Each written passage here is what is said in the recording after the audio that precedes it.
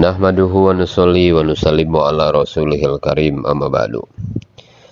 Sekarang kita akan bermudzakarah mengenai target usaha dakwah.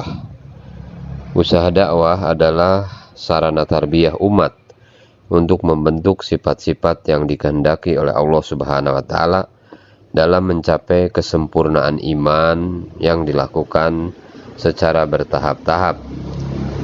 Yang dikehendaki dalam dakwah adalah agar keyakinan, pikir, dan kerisauan, maksud dan tujuan hidup, tertib hidup, dan kecintaan Nabi Shallallahu Alaihi Wasallam juga wujud pada setiap diri umat.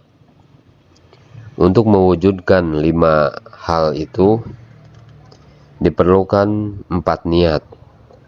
Keempat niat itu harus diamalkan dan didakwahkan ketika intiqali, ketika huruj fisabilillah, maupun ketika menghidupkan amal maqami di tempatan kita. Yang pertama, niat islah diri, imaniyah, ubudiyah, muamalah, muasyarah, dan akhlak. Niat memperbaiki diri sendiri, niat islah diri. Yang kedua, belajar usaha Nabi Shallallahu Alaihi Wasallam, dakwah ilallah, ta'lim wa ta'lum, zikir ibadah, dan khidmat. Kemudian yang ketiga, memikirkan umat seluruh alam, rahmatan lil alamin. Kemudian yang keempat, yaitu mencari keridhaan Allah Subhanahu wa taala, ihsan, ihtisab, ikhlas, dan istiqlas.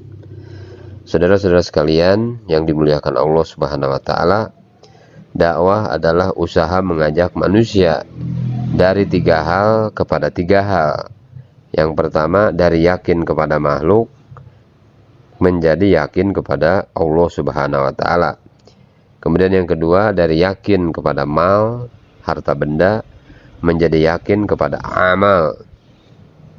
Kemudian yang ketiga, dari yakin kepada kehidupan dunia menjadi yakin kepada kehidupan akhirat yang kekal abadi selama-lamanya.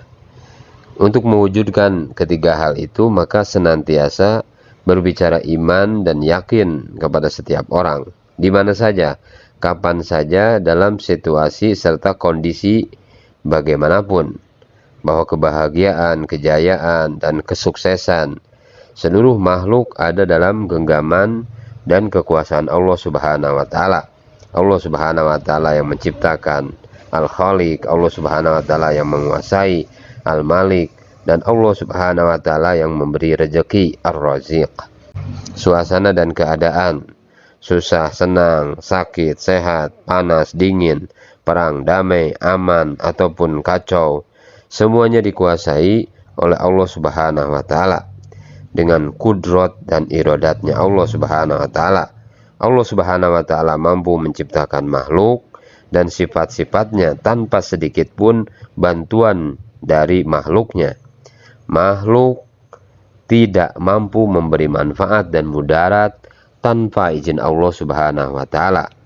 Seluruh yang nampak maupun yang tidak nampak, semuanya berasal dari khazanah Allah Subhanahu wa taala.